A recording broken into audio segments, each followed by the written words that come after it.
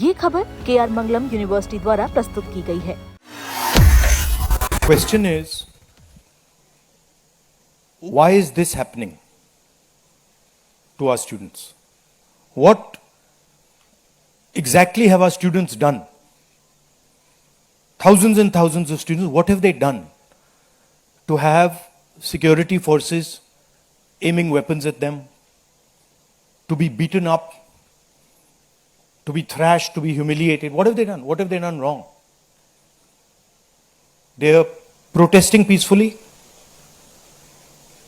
They are asking for their demands. They are asking for what this country owes them. They are not doing a crime. They are simply asking that, listen, as students in this country, we deserve an education system that works. We deserve an education system that is fair, and we don't have it. Children have committed suicide. Our students go through unlimited stress. And then at the last minute they are told that the paper has leaked. So there is a legitimate problem. And it is now a very deep problem in this country. So, the thing that is very clear to everybody is that our education system, which was known to be one of the best education systems in the world, is today a rigged system. I don't say this lightly. Thousands of students who are running around outside are not saying this lightly. What is the proof? It's a superficial proof because we don't actually know the exact number. But what we do know is that 152 paper leaks have taken place over the last decade. If you do the math,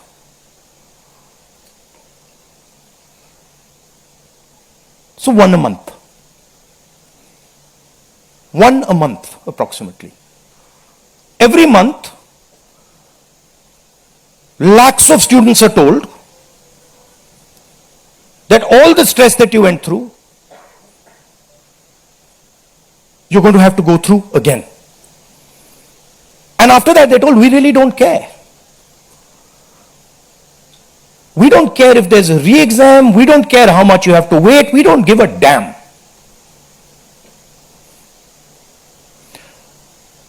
$7.5 crore students and their families are affected by this. These are middle class and poor families. They put their hard-earned money into this. And then they literally spat on. And the best part of this is zero convictions. In the last 10 years, 152 leaks have taken place and zero convictions. Zero. So somebody is, or a group of people are destroying our education system, India's most valuable asset, destroying the lives of our students, and what does the government do? Zero convictions. So this is the first reason, an absolutely legitimate reason, why our youngsters are protesting. Thing doesn't stop here. It goes further. It's not just that the system is rigged. It's that the system is unaffordable. And this is a statistic that every youngster knows. But somehow, the government of India doesn't. One exam costs the families who take this exam the same amount of money as our entire education budget. So please think, the government of India, after collecting all the taxes, spends money on the future of our children. That money goes into something called the education budget. It is 1.4 lakh crores. At the same time, every year, 1.32 lakh crore, similar amount, is spent by the families who have taken the NEET exam. So please understand the scale of this thing. This is pure theft from these families. There's nothing else. And then after you steal from them, you tell them that there's a paper leak, the thing is rigged. So this is the second reason, and legitimate reason, why our youngsters are outside. But there's a more fundamental reason. And that reason is this: that even after you have an education, you become a doctor, you become a lawyer, you become, you learn something, you're suddenly told that the doors that should be open to you, what your country and your government owes you, a livelihood, a job, is closed. So, manufacturing is closed. Look around you, you'll see there are only Chinese products. Entrepreneurship is closed. Take a look at who gets the money from the banks. 2 or 3 large companies get all the money from the banks. So a young person who wants to be an entrepreneur cannot. Corporate job, AI is destroying it. The IT sector, public sector has been privatized. So what is the choice? The only choice they have is a sarkari job. So you give them one door, you close all the doors, then you rig that system and make it unbelievably expensive, and then you expect they won't be outside. Which world are you living in? So we are 100% in agreement with what every single student is feeling, what every single student is doing, and there must be some consequences to what has been done some days ago. It is not their fault, and so they have some demands. What are their demands? The first demand, completely legitimate demand, is that Mr. Dharmendra Pradhan, who has failed as an education minister, who is known to be corrupt, should be relieved of his duties. 100% legitimate demand, nothing wrong with it. He has shown India and the world that he is incapable of running this system. Exam leaks are happening one after the other. So this is a completely legitimate demand. Second demand, every single person who raised a finger on our students, and it doesn't matter who he is, the people who ordered it and the people who executed it should be made accountable. And the third thing is that the man who is running this entire system, the man who is finally accountable to all this, should have the decency to apologize to the students for what has happened. These are not complicated things, these are not difficult things. This gentleman, Mr. Dharmendra Pradhan, has literally destroyed India's biggest asset. What used to be called our success, what used to be called the best thing India has, our education system, has been wiped out. And so we fully support these demands, and we fully support every single student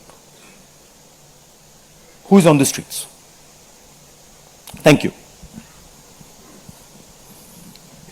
अब कुछ सवाल जवाब हिंदी में कर दूं? हिंदी में कर देता हूं.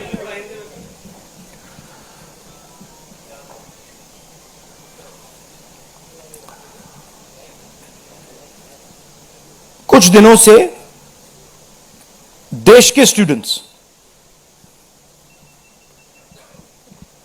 एजिटेशन कर रहे हैं, गुस्से में हैं, पीसफुल प्रोटेस्ट कर रहे हैं. इसके कारण है, पहला कारण जो हमारा एजुकेशन सिस्टम है, जो पूरी दुनिया में मशहूर हुआ करता था as a great education system, वो अब रिग्ड एजुकेशन सिस्टम है. कितना रिग्ड है वो किसी को नहीं मालूम. सुपरफिशियली दिख रहा है कि 152 पेपर लीक हुए हैं पिछले 10 साल में. सच्चाई नहीं मालूम, क्योंकि ये 300 भी हो सकता है, क्योंकि बहुत सारी बार पेपर लीक हो गया, किसी को पता भी नहीं लगा होगा, वो भी हो सकता है. बट जो हमें मालूम है 152 152 पेपर लीक हुए हैं. स्टूडेंट तैयारी करते हैं, मेहनत करते हैं 8-8 10-10 घंटे 3-4-5 साल के लिए, और फिर लास्ट मिनट उन्हें बताया जाता है देखिए जिनके पास पैसा है, 40 लाख रुपए जिनके पास हैं, 50 लाख रुपए जिनके पास हैं, वो पेपर खरीद सकते हैं.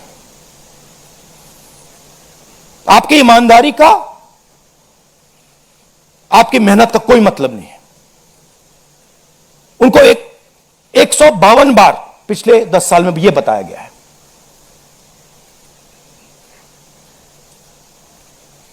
$7.5 करोड़ परिवारों को, स्टूडेंट्स और परिवारों को पेपर लीक ने डैमेज किया है. और स्टूडेंट यह सवाल पूछ रहे हैं, पेपर लीक होता है, 7.5 करोड़ युवाओं का नुकसान होता है, मगर पिछले 10 साल में एक भी कन्विक्शन नहीं हुआ, एक भी व्यक्ति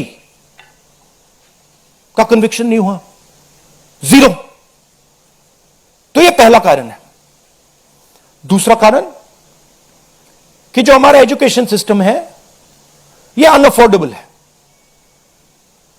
मिडिल क्लास के लिए, गरीबों के लिए यह सिस्टम अनअफोर्डेबल है. जितना पैसा हिंदुस्तान की सरकार अपने एजुकेशन बजट में डालती है हर साल, उतना पैसा एक नीट एग्जाम के लिए, एक नीट एग्जाम के लिए जो स्टूडेंट्स एग्जाम लेते हैं और उनके परिवार, उतना पैसा देते हैं. आप सोचिए, सरकार पूरे देश से टैक्स लेती है, जीएसटी, इनकम टैक्स सारा लेती है, और फिर कहती है देखिए ये जो पूरा टैक्स हमने लिया है आपसे, इससे हम 1.4 लाख करोड़ रुपए शिक्षा में डालेंगे. और फिर हिंदुस्तान का एजुकेशन सिस्टम कहता है इन परिवारों से कि आपसे हम 1.32 लाख करोड़ रुपए सिर्फ नीट एग्जाम लेने के लिए लेंगे.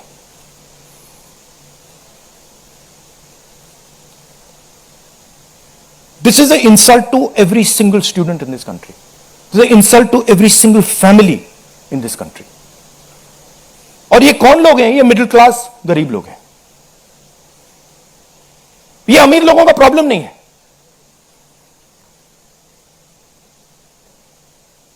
ये कॉर्पोरेट हाउसेस का, अदानी अंबानी का प्रॉब्लम नहीं है.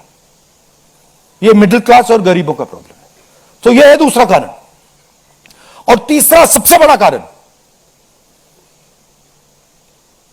एजुकेशन के बाद जो होना चाहिए, आप इंजीनियर बन गए, डॉक्टर बन गए, लॉयर बन गए, उसके बाद देश की कमिटमेंट होनी चाहिए कि हम आपको जॉब देंगे, रोजगार देंगे, फ्यूचर देंगे. देश का यही मतलब होता है. देश का मतलब होता है कि हम आपको फ्यूचर देंगे, हम आपको एजुकेशन देंगे, हम आपको हेल्थ केयर देंगे. यह फाउंडेशन होता है देश का. और यह देश कहता है कि नहीं, हम आपसे पैसा चोरी करेंगे, हम एजुकेशन सिस्टम को रिग करेंगे और फिर उसके बाद सारे के सारे दरवाजे हम बंद कर देंगे. एक ही दरवाजा आपके लिए खुला होगा, सरकारी नौकरी, वो भी रिग्ड है. उसमें भी जिसकी जान पहचान है वो घुसेगा, जिसके पास 40 लाख रुपए वो घुसेगा.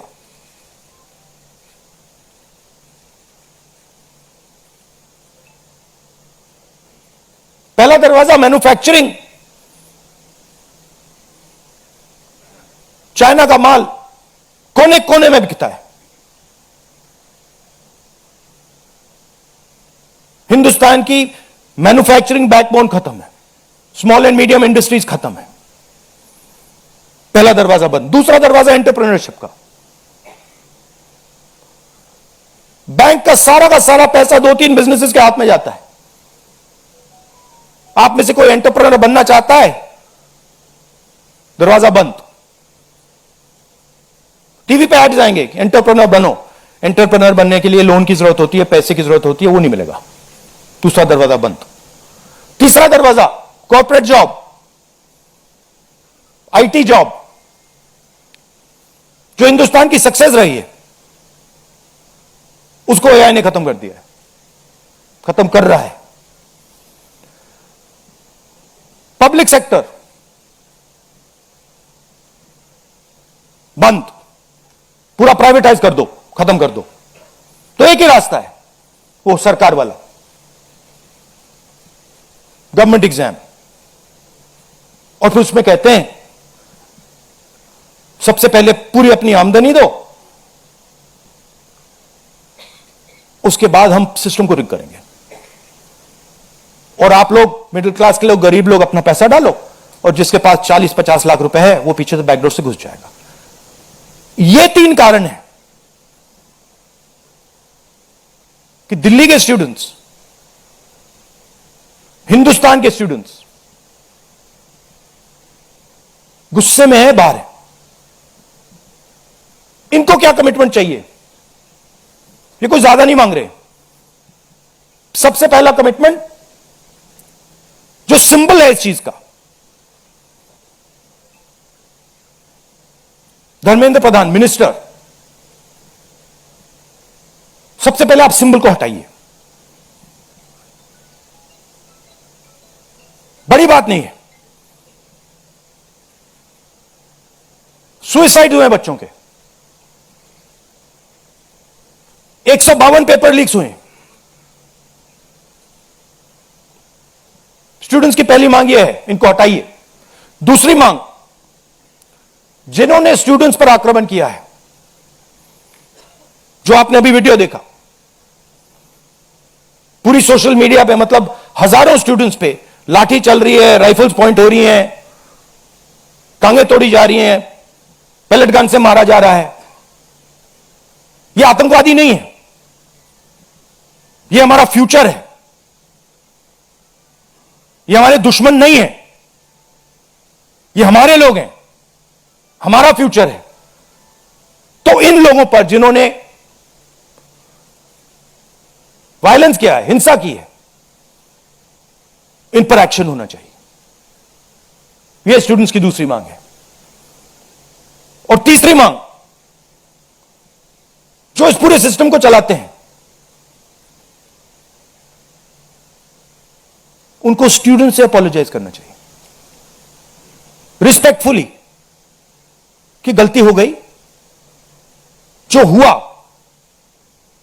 वो नहीं होना चाहिए था, आप लोगों को चोट लगी है,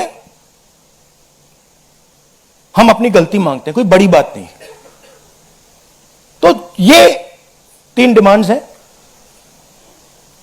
we are 100% supporting every single student and we are fully behind you and we are going to ensure that you are protected and your future is protected. Thank you. Thank you Rahul ji. First question Sanjeev Chopra, PTI. अच्छा, one second. अब इसमें 2 चीजें हैं। एक तरफ students है, उनका future है, वो क्या चाहते हैं कि बात उनकी इशू पे रहे। उनकी इशू क्या है? एजुकेशन सिस्टम, पेपर लीक,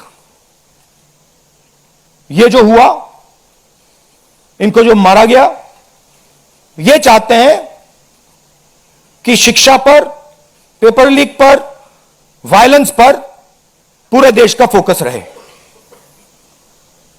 मैं भी चाहता हूं और पूरा ऑपोजिशन चाहता है कि फोकस यहां रहे और इसके बारे में कुछ किया जाए, एजुकेशन सिस्टम को बदला जाए। और ये जो 3 डिमांड्स है स्टूडेंट्स की, दिल की डिमांड्स हैं, जो उनको चोट लगी है, उस आवाज से ये बोल रहे हैं, ये हमारे लिए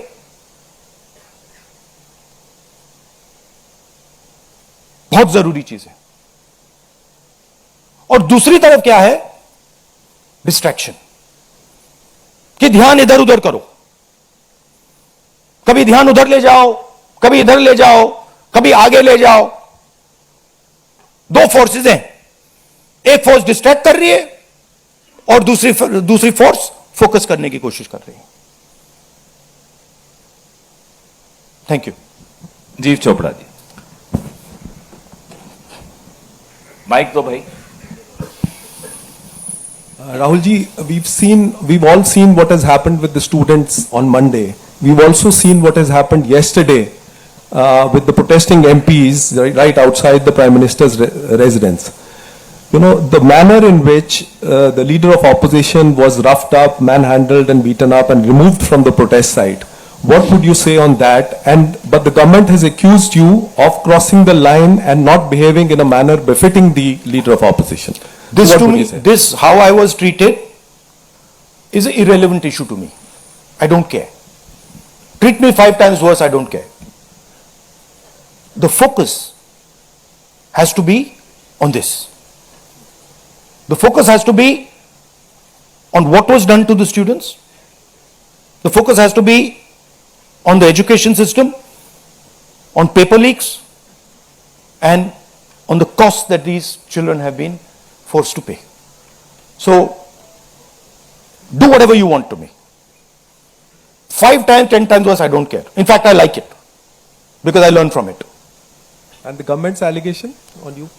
I don't care about government's allegations. Government's allegations have no consequence to me. Siddharth, ANI।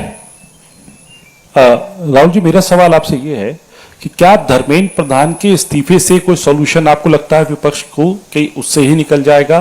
क्या होना चाहिए? दूसरी बात ये कि इतने कई सालों में, पिछले 30-40 सालों से ज्यादा की जो डेमोक्रेटिक सेटअप है हमारे देश का, हमने नहीं देखा कि विपक्ष के नेता प्रधानमंत्री के घर का घेराव करने पहुंचे, उनके घर के बाहर पहुंचे हो। क्या वजह रही कि आप लोगों को वहां जाना पड़ा? और अब सरकार में से भी आप मांग कर रहे हैं कि डिस्कशन हो और सरकार की तरफ से किरण रिजिजू आ जाए। उन्होंने कहा कि हम डिस्कशन के लिए तैयार हैं, लेकिन किस नियम के तहत करेंगे वो सरकार को तय करने दिया जाए। तो अगर सरकार किसी नियम के तहत आप लोगों से बात करती है, आपने बहुत लंबा बोला भैया, आपके क्वेश्चंस क्या है?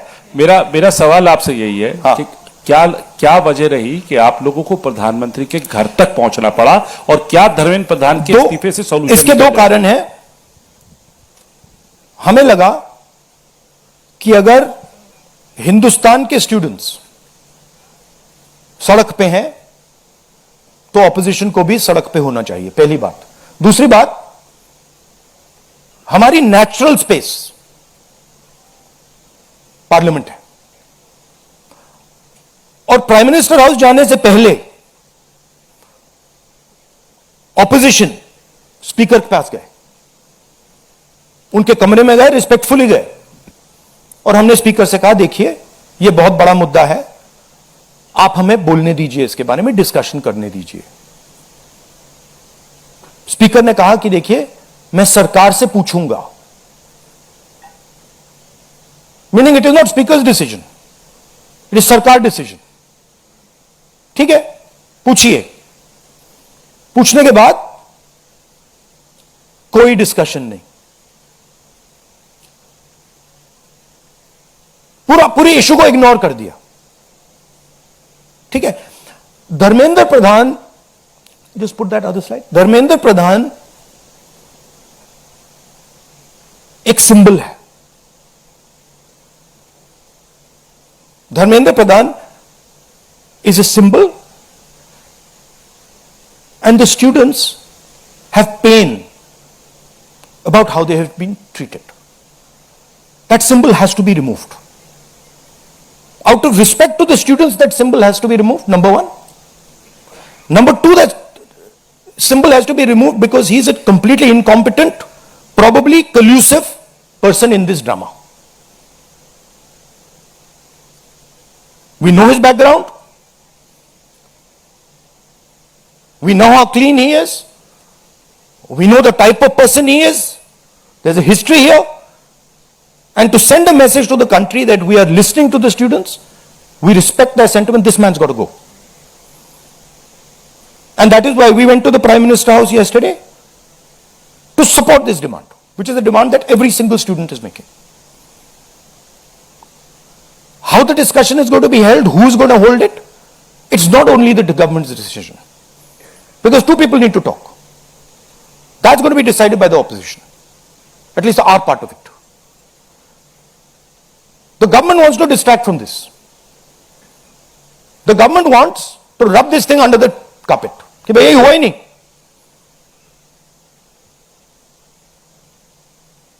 और हम चाहते हैं कि ये सेंट्रल इशू है और ये सेंट्रल इशू पर रेजोल्यूशन आए.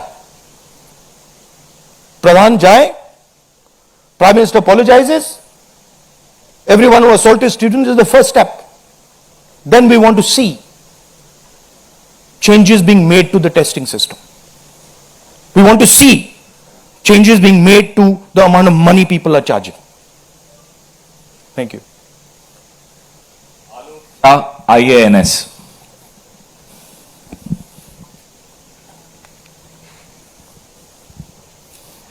सर मेरे दो सवाल हैं। पहला सवाल ये कि जितेंद्र सिंह जब आपसे मिलने आए थे, जब आप प्राइम मिनिस्टर के घर के आगे धरना दे रहे थे, तो उसके बाद उन्होंने कहा कि राहुल गांधी अपने बात पे अडिग नहीं है, बार बार वो चेंज कर रहे हैं, गोल पोस्ट चेंज कर रहे हैं।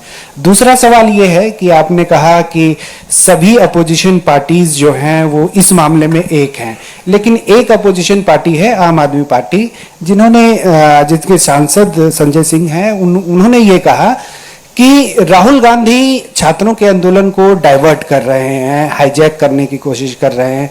इस पर क्या कहेंगे? देखिए, हम पूरा सपोर्ट कर रहे हैं छात्रों के आंदोलन को, ठीक है? मेरे मुंह से खून निकल रहा था कल। हम पूरा सपोर्ट कर रहे हैं, पहली बात। आपका पहला क्वेश्चन क्या था? Jitendra Singh is irrelevant in this discussion. I mean, he's an irrelevant fellow who doesn't. He can say whatever he wants. He can say whatever he wants. He's an irrelevant part of this discussion. The discussion is very simple. We have clear demands. Demand number one, Dharmendra Pradhan goes. Not our demands, student demands. Number one, Dharmendra Pradhan goes. Number two, anyone who assaulted the students is punished. Number three, Prime Minister must apologize to students.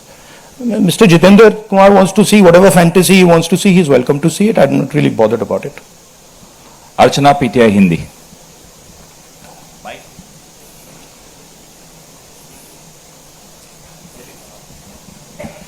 Sir, कल जिस तरह से protest पे हमने देखा, आपको पंच भी किया गया, आपको मारा भी गया। What was your experience? क्या हुआ था exactly? It was fine. I'm used to getting punched and all. It's not a problem. It's not a problem. It was fine.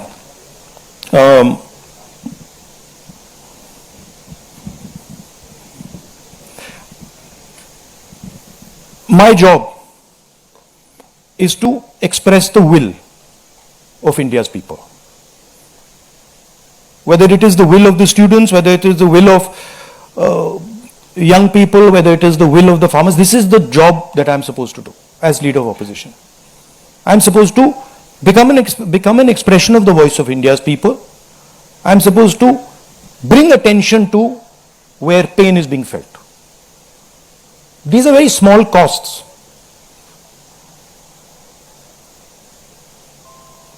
These are not big costs. It's a huge honor for me to do this, to be able to stand with the wishes of my people. So, a couple of punches and all, this is not a problem at all.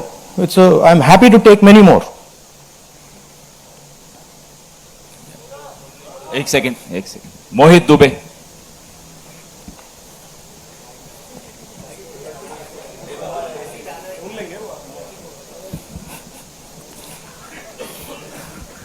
Rahul ji, मैं मोहित दुबे हूं ABP news से।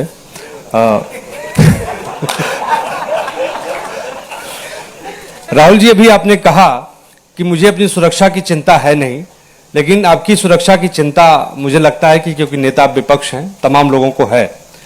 जिस तरीके से कल आपके साथ सलूक किया गया, मुझे लगता है कि आजाद भारत के बाद किसी नेता प्रतिपक्ष के साथ ऐसा सलूक नहीं किया गया। आपको घसीटा गया, बस में डाला गया, छत्रसाल स्टेडियम लेके आप गए हैं। आगे की आपकी रणनीति क्या रहने वाली है? क्योंकि जिस तरीके से छात्रों के हक को लेकर आप लड़ रहे हैं, छात्रों की गूंज के तहत भी, पार्लियामेंट के अंदर भी, पार्लियामेंट के बाहर भी, आगे की अब रणनीति क्या रहने वाली है? सबसे पहले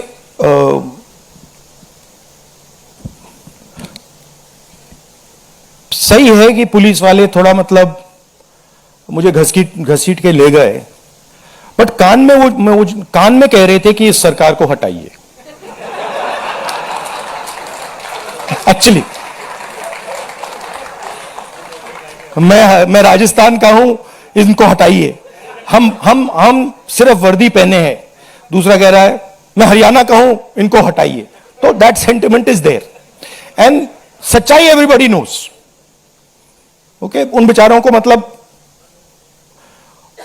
ऑर्डर एक्सेप्ट करना पड़ता है तो वो करने हैं। But even police is not happy about what has happened. Sensible police people feel that this is a crime that is been done to the future of our country. This is a crime that is being done to the people we love. They can see their children in this. तो पहली बात वो है। दूसरी बात देखिए, यहां तो बड़ा क्लियर है, this is the demand of the students, we fully support it and whatever andolan is taking place on this front in Delhi, in any state, anywhere that has to do with these issues, has to do with student issues, Congress party 100%, me 100%, and the opposition as a whole 100% is supporting this. We are going to continue supporting it. The deeper problem is the government. There is a fundamental issue on jobs that is causing tremendous pain, and I've already said that we are heading into a storm. This is just signs that the storm is coming. But when the Iran war impact is felt, then you will see that there will be serious problems coming as a result of the pain that is being caused to farmers, to students, to other people. Anyway, I'd like to thank all of you. Arun Kumar Singh. ये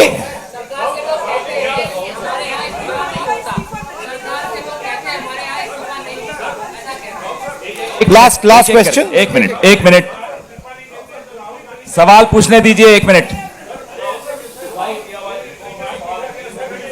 मैं पूछूं? राहुल जी, एक छोटा सा सवाल है। पिछले 10-12 सालों में ये छोटा सवाल और बड़ा सवाल में क्या फर्क होता है? वो छोटा सा हो जाएगा ना, अच्छा। आपको दोहराना नहीं पड़ेगा।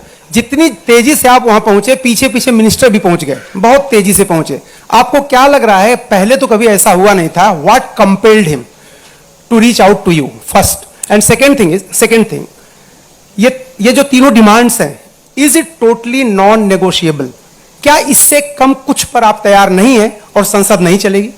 No, see, this is a decision for the meeting tomorrow morning. There's a meeting of opposition people. It is disrespectful for me to decide for them. What they will decide, we will agree with. But this is non-negotiable for sure. These 3 points, this is not our demand. This is the students' demand, which we are fully backing. This is not negotiable under any circumstances. Whether House will run tomorrow, that is up to the entire opposition, which will be a discussion. What compels government to reach out to you so immediately? Because in every government, there comes a time when psychologically they collapse. The leadership collapses. So that has happened. The government is actually in panic. This reaction that they have done with the students, this is a panic reaction, right? What they were doing yesterday with us is a panic reaction. That's a different issue. We have to resolve this issue. Thank you very much.